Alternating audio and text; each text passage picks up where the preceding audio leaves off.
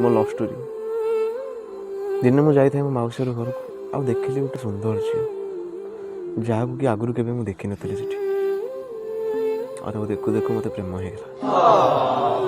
ମୁଁ ରହି ନପାରି ତାକୁ ଆଇ ଲଭ୍ ୟୁ କହିଦେଲି, ଆଉ ସେ ହସି ଦେଇ ଚାଲିଗଲା।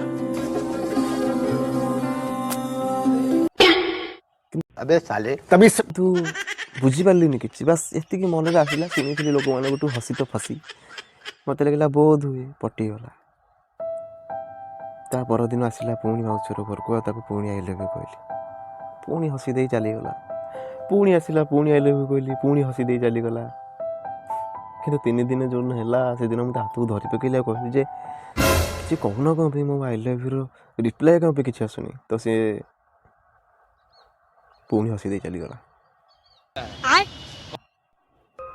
ଯେତେବେଳେ ମୁଁ ମାଉସୀକୁ ପଚାରିଲି, ନା କଥା କହୁଛି ନା କିଛି ବି, ବାସ୍ ହସି ଦେଇ ଚାଲି ଯାଉଛି। ତ ମାଉସୀ କହିଲା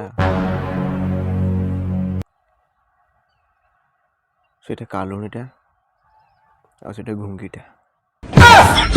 ଭାରି ଦୁଃଖ ଲାଗିଥିଲା ସେଦିନ ସତରେ।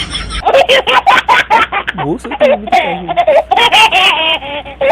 ଭଗବାନ